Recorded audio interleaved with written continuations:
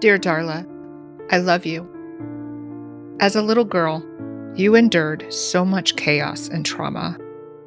You learned at a young age that the only person you could depend on was yourself.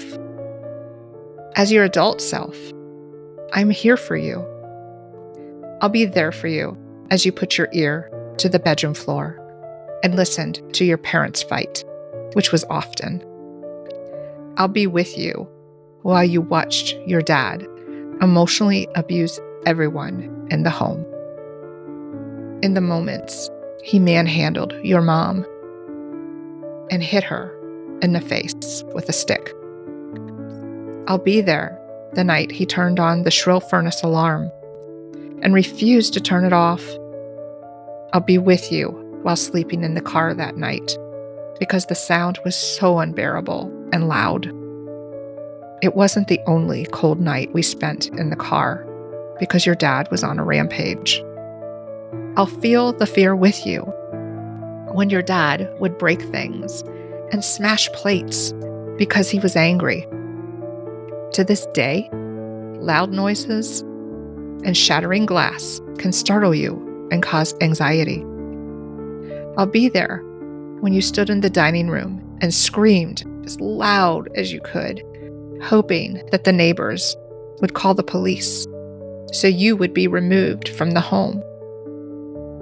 I'll be there on that day that you insisted that your parents show you the adoption papers because you couldn't believe they could be your real parents due to the abusive way they treated you. I'll be there when your father accused you of being a slut, even though there was no evidence. You only wanted to finish high school early so you could get started on your college education at age 15. It had nothing to do with sex with boys. It was about excelling in your education.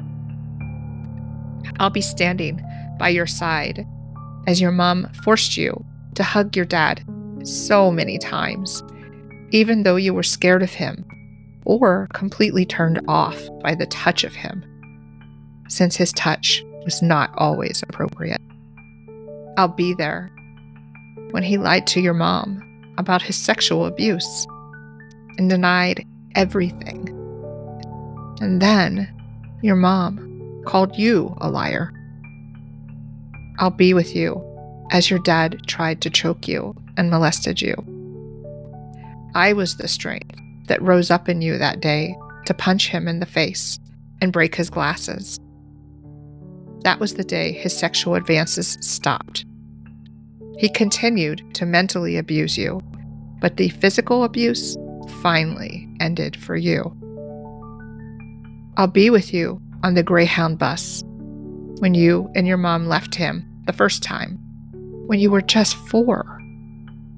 I'll be with you when she left the second time, when you were 15.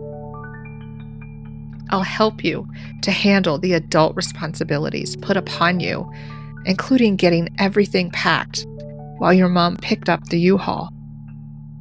I'll feel the fear that you felt that day because you left late and were afraid he would catch up to you and run all of you off of the road in your mom's car.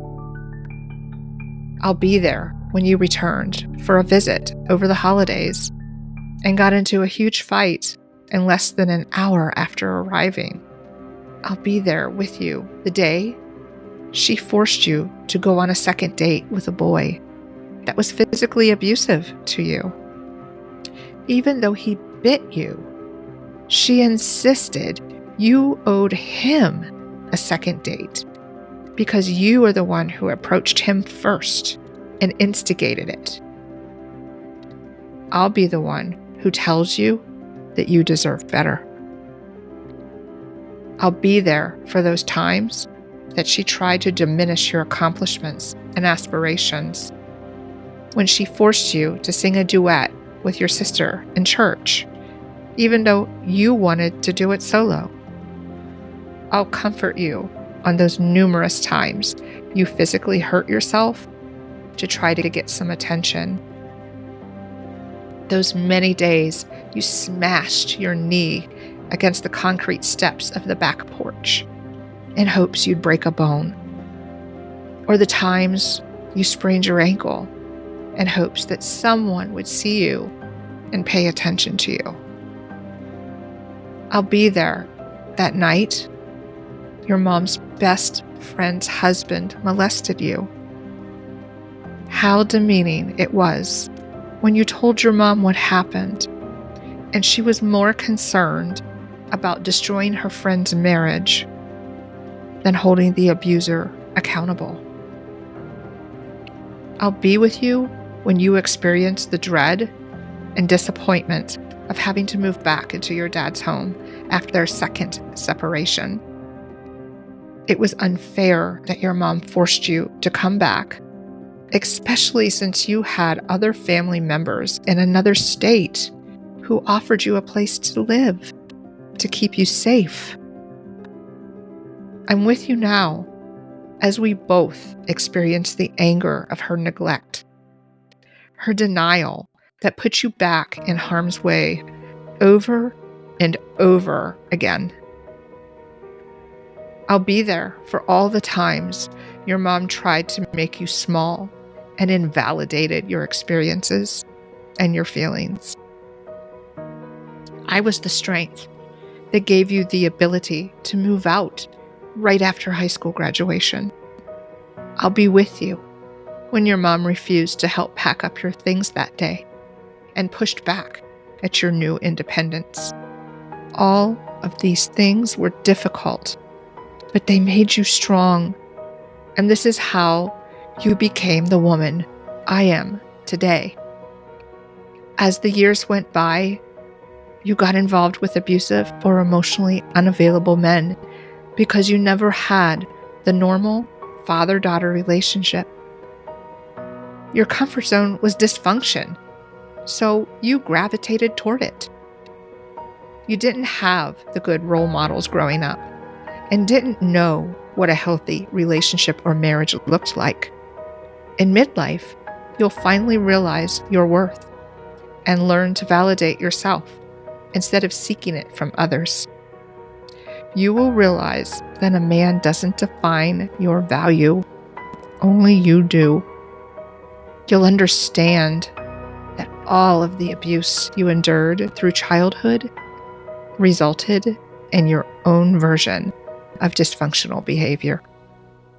When your own daughter is pregnant with her first grandchild, you'll be motivated to put a stop to the generational trauma that has been handed down for decades.